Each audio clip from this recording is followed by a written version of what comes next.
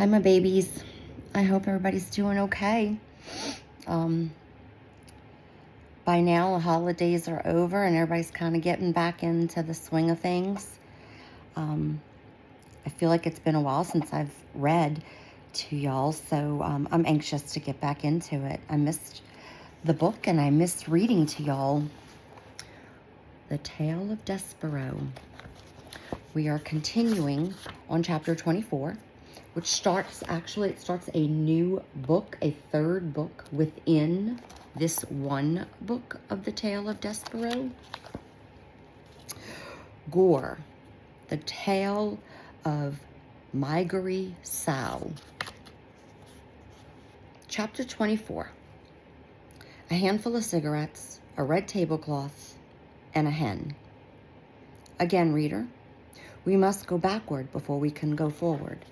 With that said, here begins a short history of the life and times of Maigery Sow, a girl born into this world many years before the mouse Despereaux and the rat Chiaroscuro, a girl born far from the castle, a girl named for her father's favorite prize-winning pig.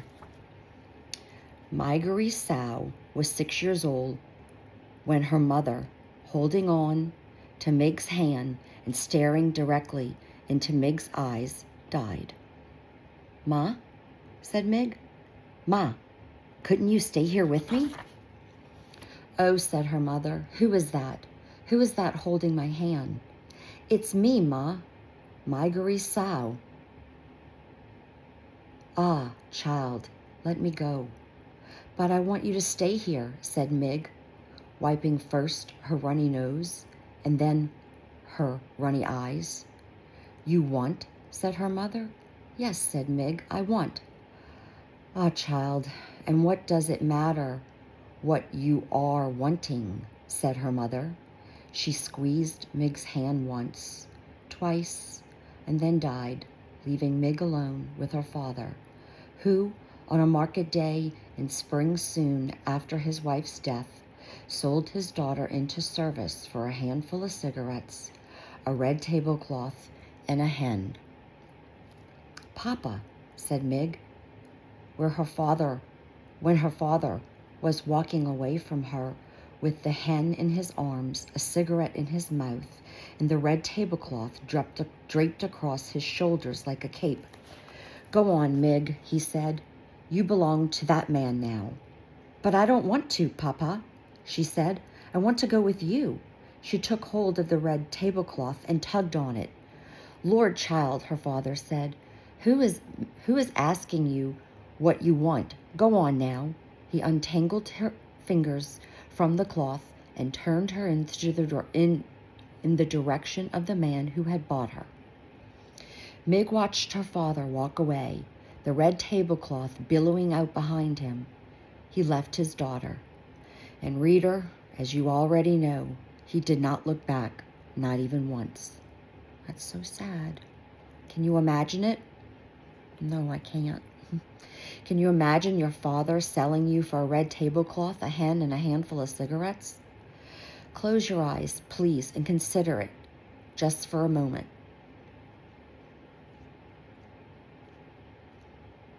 It makes me want to cry. Done?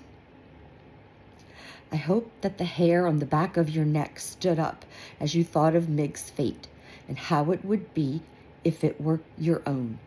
Poor Mig, what will become of her? You must. Frightened enough you may be, read on and see for yourself. Reader, it is your duty. It's our duty to find out what happened to her. Obviously, she's had a really sad start of her life, and maybe it'll get happy for her. That's what I'm banking on. Chapter 25. A Vicious Circle. Maigery Sow called the man who purchased her uncle, and he said she must, as he said she must. And also, as he said she must, Mig tended Uncle's sheep and cook Uncle's food and scrubbed Uncle's kettle. She did all of this without a word of thanks or praise from the man himself. Another unfortunate fact with Uncle was that he liked very much giving Mig what he referred to as a good clout to the ear. In fairness to Uncle, it must be reported that he did always inquire whether or not Mig was interested in receiving the clout. Their daily exchanges went something like this. Uncle, I thought I told you to clean the kettle. Mig, I cleaned it, Uncle. I cleaned it good. Uncle, it's filthy. You have to be punished, won't you? Mig, Gore, Uncle, I cleaned the kettle. Uncle, are you saying that I'm a liar, girl? Mig, no, Uncle. Uncle, do you want a good clout to the ear then? Mig, no thank you, Uncle, I don't. Alas, Uncle seemed to be as entirely unconcerned with what Mig wanted as her mother and father had been. The discussed clout to the ear was always delivered. Delivered, I am afraid, with a great deal of enthusiasm on Uncle's part, and received with absolutely no enthusiasm on all the part of Mig. These clouts were alarmingly frequent, and Uncle was scrupulously fair in paying attention to both the right and left side of Miggery Sow. So it was that, after a time, the young Mig's ear came to resemble not much ears as a piece of cauliflower stuck to either side of her head. And they became about as useful to her as pieces of cauliflower. This is to say that they all but ceased their functioning as ears. So he hit her so much that she couldn't hear anymore.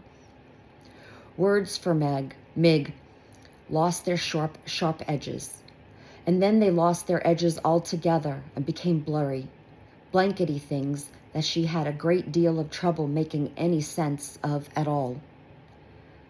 The less Mig heard, the less she understood. The less she understood, the more things she did wrong. And the more things she did wrong, the more clouts to the ear she received, and the less she heard. This is what's known as a vicious circle. And Miggery Sow was right in the center of it, which is not, reader, where anyone would want to be. But then, as you know, what Miggery Sow wanted had never been much concern to anyone. Chapter 26, Royalty. When Mig turned 7 years old, there was no cake, no celebration, no singing, no present, no acknowledgement of her birthday at all, other than Mig saying, Uncle, today I am 7 years old. And Uncle saying in return, Did I ask ye how old you were today? Get out of my face before I give you a good clout to the ear. A few hours after receiving her birthday clout to the ear, Mig was out in the field with Uncle's sheep when she saw something glittery and glowing on the horizon. She thought for a moment that it was the sun. But she turned and saw that the sun was in the west, where it should be, sinking to join the earth. This thing that shone so brightly was something else. Mig stood in the field and shaded her eyes with her left hand and watched the brilliant light draw closer and closer and closer until it revealed itself to be King Philip and his Queen Rosemary and their daughter, the young Princess P. The royal family was surrounded by knights in shining armor and horses in shining armor. And atop each member of the royal family's head, there was a golden crown, and they were all, the king and queen and the princess, dressed in robes, decorated with jewels and sequences that glittered and glowed and captured the light of the setting sun and reflected it back. Gore, breathed Mig. The Princess P was riding on a white horse that picked up its legs very high and set them down very daintily. The Pea saw Mig standing and staring as she raised her hand to her. "Hello," the Princess Pea called out merrily. "Hello." And she waved her hand again. Mig did not wave back. Instead, she stood and watched. There she is. There's the sheep, and there's the glow.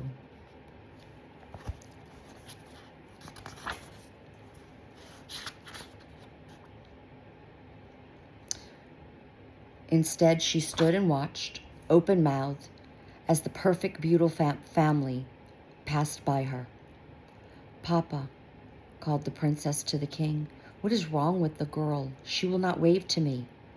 "Never mind," said the king. "It is of no consequence, my dear. But I am a princess, and I wave to her. She should wave back." Mig, for her part, continued to stare. Looking at the royal family had awakened some deep and slumbering need in her. It was as if a small candle had been lit in her interior, sparking to life by the brilliance of the king, the queen, and the princess. And for the first time in her life, reader, Mig had hope. And hope is like love. It's ridiculous, it's wonderful, and it's powerful. Mig tried to name this strange emotion. She put a hand up to touch one of her aching ears, and she realized the feeling she was experiencing, the hope blooming inside of her, felt exactly the opposite of a good clout. She smiled and took her hand away from her ear. She waved to the princess. "Today is my birthday," Mig called out. But the king and queen and the princess were too far away to hear her. "Today," shouted Mig, "I am 7 years old." Chapter 27. A Wish. That night, in the small, dark hut that she shared with Uncle and the sheep, Mig tried to speak of what she had seen. "Uncle," she said, "I saw some human stars today." "How's that?" "I saw them all glittering and glowing, and there was a little princess wearing her own crown and riding on a little white tippy-toed horse." "What are you going about?" said Uncle. "I saw a king and a queen and an itty-bitty princess," shouted Mig. "So?" shouted Uncle back. "I would like," said Mig shyly. "I wish to be one of them princesses." "Har," laughed Uncle. "Har. An ugly dumb thing like you? You ain't even worth the enormous lot I paid for you. Don't I wish every night I had back that good hen and that red tablecloth in place of you?" He did not wait for Mig to guess the answer to that question. "I do," he said. "I wish it every night. That tablecloth was the color of blood, and the hen could lay eggs like nobody's business." "I want to be a princess," said Mig. "I want to wear a crown." "A crown?" Uncle laughed. "She wants to wear a clown." He laughed harder. He took the empty kettle and put it atop his head. "Look at me," he said. "I'm a king. See my crown? I'm a king, just like I always wanted to be. I'm a king because I want to be one." He danced around the hut and the kettle on his head. He laughed until he cried. And then he stopped dancing and took the kettle from his head and looked at Mig and said, "Do you want a good clout to the ear for such nonsense?" "No, thank you, Uncle," said Mig. But she got one anyway. "Look here," said Uncle after the clout had been delivered. "We will hear no more talk of princesses. Besides, whoever asked you what you wanted in this world, girl?" The answer to that question, reader, as you well know, was absolutely no one. Chapter 28. To the castle. Years passed. Mig spent them scrubbing the kettle and tending the sheep and cleaning the hut, collecting innumerable, uncountable, extremely painful clouts to the ear. In the evening, spring or winter, summer or fall, Mig stood in the field as the sun set, hoping that royal family would pass before her again. Gore. I would like to see that little princess another time, wouldn't I? And her little pony, too, with his tippy-toe feet. This hope, this wish that she could see the princess again was lodged deep in Meg's heart. Lodged firmly right next to it was the hope that she, Miggery Sao, could someday become a princess herself. The first of Mig's wishes was granted in a roundabout way when King Philip outlawed soup. The king's men were sent out to deliver the grim news and to collect from the people of the kingdom of Dor their kettles, their spoons, and their bowls. Reader, you know exactly how and why this law came to pass, so you would not be surprised, as Uncle was, when one Sunday a soldier of the king knocked on the door of the hut that Mig and Uncle and the sheep shared and announced that soup was against the law. "How's that?" said Uncle. "By royal order of King Philip," repeated the soldier. "I am sent here to tell you that soup has been outlawed in the kingdom of Dor. You will, by order of the king, never again consume soup, nor will you think of it or talk about it. And I, as one of the king's loyal servants, am here to take from you your spoons, your kettle, and your bowls." "But that can't be," said Uncle. "Nevertheless, it is." "What'll we eat? And what'll we eat with?" "Cake," suggested the soldier, "with a fork." "And wouldn't that be lovely," said Uncle, "if we could afford to eat cake?" The soldier shrugged. "I'm only doing my duty. Please hand over your spoons, your bowls, and your kettle." Uncle grabbed hold of his beard. He let go of his beard and grabbed the hair on his head. "Unbelievable," he shouted. I suppose next the king will be wanting my sheep and my girls, seeing as those are the only possessions I have left." "Do you own a girl?" said the soldier. "I do," said Uncle. "A worthless one, but still she is mine." "Ah," said the soldier, "that, I am afraid, is against the law too. No human may own another in the kingdom of Dor. But I paid for her fair and square, with a good laying hen and a handful of cigarettes and a blood-red tablecloth." Oh, this is all coming together. Remember, the red tablecloth was in the dungeon under the castle.